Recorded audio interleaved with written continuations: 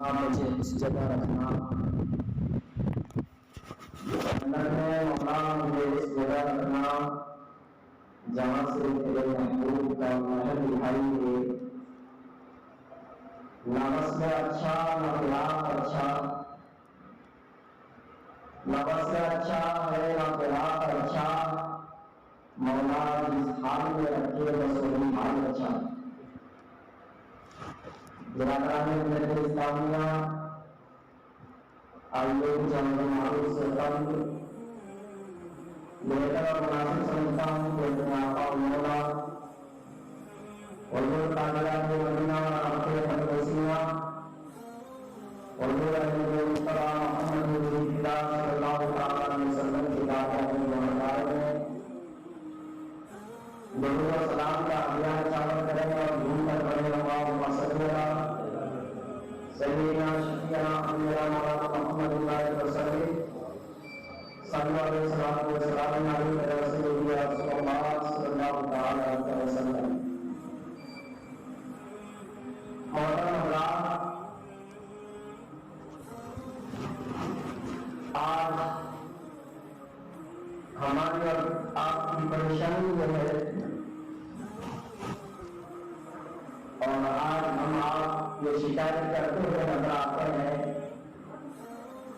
کہ رب کی بارگاہ میں جو ہم مانگتے ہیں وہ دعائیں قبول کیوں ہو گئی، جبکہ محترم آقا محتشم آقا پیارے مصطفیٰ صلی اللہ تعالیٰ علیہ وسلم نے ہمیں بتا دیا ہے کہ اپنے رب کو منانے کا طریقہ کیسا ہے۔ پہلے کے لوگ اپنے رب کو کیسے مناتے ہوئے نظر آتے ہیں۔ محترم حضرات، نبی پاک علیہ الصلوۃ والتسلیم فرماتے ہیں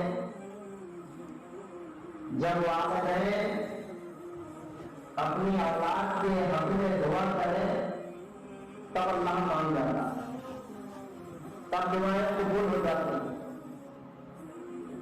پیارے مصطفیٰ فرماتے ہیں جب وہ مسافر کبھی سفر میں نکلے اور وہ رب کو ماننا چاہے تو رب مان جاتا ہے۔ جب کوئی انسان بیمار ہو، بیماری کی حالت میں اپنے رب کو منانا چاہے تو رب مان جاتا ہے۔ پیارے مصطفیٰ ہمیں ذہن میں ہے، ہمیں طریقہ بتا رہے ہیں جو تمہارے غریب لوگ ہیں، کمزور لوگ ہیں، مجبور لوگ ہیں، جب وہ رب کو منانا چاہے تو رب مان جاتا ہے۔ پیارے مصطفیٰ نے ہمیں کیوں نہیں بتایا جمعہ کے دن اپنے رب کو مناؤ اور مان جاتا ہے، شب برات میں اپنے رب کو منانا چاہو رب مان جاتا ہے، شب قدر میں اپنے رب کو مناؤ رب مان جاتا ہے، رمضان المبارک کے مہینے میں اپنے رب کو منانے کی کوشش کرو رب مان جاتا ہے، ختم قرآن کے بعد اپنے رب کو منانے کی کوشش کرو تو رب مان جاتا ہے۔ اسی طرح سے جب انسان اپنا فرض ادا کر دیتا ہے اس کے بعد دعائیں مانگتا ہے تو رب سے مان جاتا ہے۔ یعنی ہمیں پیارے مصطفیٰ صلی اللہ تعالیٰ علیہ وسلم نے انداز دل سب کچھ بتائے کس طرح سے اپنے رب کو راضی کرنا ہے، کس طرح سے اپنے رب کو منانا ہے، لیکن آج ہمارے پاس بھی ٹائم نہیں، ہم ہی جاہلی میں مبتلا ہیں۔ ہمیں ایک طریقہ دیا گیا، اس طریقے سے اگر ہم مانیں، اس طریقے سے اگر ہم اپنی عرضیاں رکھیں، اپنی گزارشیں رکھیں تو ہم ضرور پورا کرنا ہے۔ اور بھی مانگنے کے ڈھنگ پیارے مصطفیٰ بتاتے ہوئے نظر آتے ہیں۔ ایک ہی ڈھنگ ہے مانگنے کا، مومن متقی اور پرہیزگار بھی ہوتا ہے، گناہیں بھی کیا ہوتا ہے، اسے پتا ہے کہ میں نے کون سے بڑے بڑے گناہیں کر رکھی ہیں، اسے یہ بھی پتا ہے کہ صرف اور صرف رب کو راضی کرنے کے لیے ہم نے کون سا کام کر رکھا ہے۔ کچھ کام ایسے ہوتے ہیں جو راز کی بات ہوتی ہے، صرف بندے کو پتا ہوتا ہے یا اس کے رب کو پتا ہوتا ہے۔ بندے نے اپنے رب کو راضی کرنے کے لیے ایسا کام کر رکھا ہے، ایسی نیکی کر رکھی ہے جسے وہ لوگوں کو ظاہر نہیں کرنا چاہتا، صرف وہ جانتا ہے یا رب جانتا ہے کہ اس نے کون سی نیکی کی ہے۔ تو اللہ کے ایسے مومن بندے کی ہے जिन्होंने ऐसी नेकियां कर रखी है सिर्फ रब की रजा के लिए। प्यारे मुस्तफा फरमाते हैं, मुस्लिम शरीफ में रवायत मौजूद है, हजरत अब्दुल्लाह बिन उमर रज़ियल्लाहु ताला अन्हु रावी हैं। हजरत अब्दुल्लाह बिन उमर रज़ियल्लाहु ताला अन्हु फरमाते हैं, प्यारे मुस्तफा सल्लल्लाहु अलैहि वसल्लम ने फरमाया, 3 शख्स किसी सफर पे जा रहे थे, अचानक तूफान आया, तेज बारिशें होने लगी। अब वो तीनों शख्स बारिश से अपने आप को बचाने के लिए गार में पनाह ले लिए। तब लोग जो है जंगलों से पहाड़ियों से सफर किया करते थे और अपने आप को पनाह के लिए इस गार की तलाश में रहते थे। एक गार में जाकर तीनों शख्स पनाह ले लिए। अब मामला ये हुआ कि जैसे ही वो पनाह लिए, एक पत्थर का टुकड़ा लुढ़क कर आके गार के मुंह में आकर बंद हो गया। अब वो तीनों शख्स के हयात में जैसे ऐसा महसूस हो कि अंधेरा छा गया है। अब निकलने का कोई रास्ता नहीं, इतनी उम्मीद से भी उस पत्थर को अगर हटाना चाहे तो हटा नहीं सकते। इतना बड़ा पत्थर जो है उस गार के मुंह में आके बंद हो गया। अब सारी जिंदगी उनके सामने एक अंधेरा पड़ता है। अब दुआई देने लगे कि किसी तरह से ये मुसीबत टले। उनके दिल में अब ऐसा जो है जिंदगा अंधेर तूफान आ खड़ा हुआ कि शायद हम कभी इस रात से निकल न पाए, शायद हमारी जिंदगी यही में खत्म हो जाए। फिर जो है तीनों ने मशवरा किया कि तुमने जो है अपनी जिंदगी में हो ना हो कभी छोड़कर जो है अपने रब की कोई ऐसी इबादत की हो जो सिर्फ तुम्हारे और तुम्हारे रब के अंदर राज रह गया हो। उस राज को याद करो, अपने रब को जो है उसका याद करके जो है दुआएं मांगो उस वसीले से कि रब अगर तूने मेरी नेकी को कबूल कर लिया है तो हमारे लिए आसानी पैदा फरमा, तू मान जा, तू राजी हो जा हमसे। अल्लाह अकबर।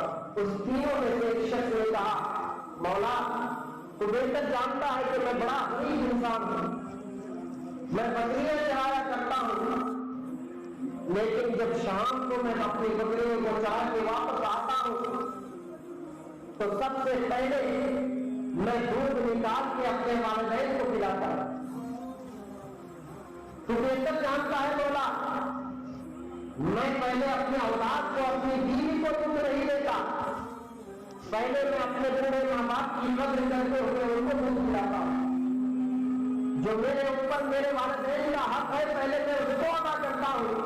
ऐ मेरा रब, अगर तुझे मेरी वो इबादत पसंद आ गई है तो तू हमसे रहम फरमा, हम लोगों पर रहम फरमा और इस रात से हमें निजात दिला। इतना कहना था। दुआ के लिए जैसे ही हाथ उठाया था उनके बारगाह में, जैसे ही वास्ता दिया अपनी इबादत का, अपनी नेकी का, तो वो पत्थर जरा सा सरक गया। अब उस ऐसा सरका कि उससे जो है आसमान नजर आने लगा। दूसरा शख्स ने भी कहा, मौला तू मेरे दिल के राज को जानने वाला है, हर किसी के दिल के राज को तू पहचानने वाला है, तू जानता है मौला। मैं एक वक्त मेरे ऊपर ऐसा भी आया था कि मैं अपनी जजात बहन पर आशिक हो गया था, मैं उसके साथ बदकारी करना चाहता था, मैं उसका ताबी बन गया था। मेरी जजात बहन ने मुझसे कहा 100 दिरहम लेकर आओ। मैंने बड़ी मेहनतें की, बड़ी कोशिशें करने के बाद 100 दिरहम कमाए और मैंने उसके हाथ में रख दिया। अब मैं गुनाह पर काबिल था, अब मैं चाहता तो उसके साथ जो है गुनाह कर सकता था, बदकारी कर सकता था। जैसे ही मैं बदकारी करना चाहा उसके साथ, उसकी जबान से एक लफ्ज निकला, उसने कहा अपने रब से डर, अपने रब से डर। मौला जैसे ही मेरे पाक नाम को सुना, फिर भी अगर मैं चाहता था तो मैं इस बात पे काबिल था कि उसके साथ बदकारी कर लेता, लेकिन मौला तेरे पाक नाम को सुनने के बाद तेरी रजा के लिए मैंने उसके साथ बदकारी नहीं की और मैं वहां से वापस लौट गया। ऐ मौला, अगर तुझे मेरी ये आदत पसंद आ गई है तो तू हमें इस पहाड़ी से निजात दिला, इस बगार से हमें निजात दिला। जैसे ही दूसरे शख्स ने ये दुआ की, फिर थोड़ा सा वो पत्थर उस गार के ओर से हट गया। अब तीसरे शख्स ने कहा, मौला फुर्सत के दिन के रात को जानने वाला है, तो आने में तो गैब है। मौला मैं भी एक इंसान को, एक नौजवान को मजदूरी के लिए रखा था,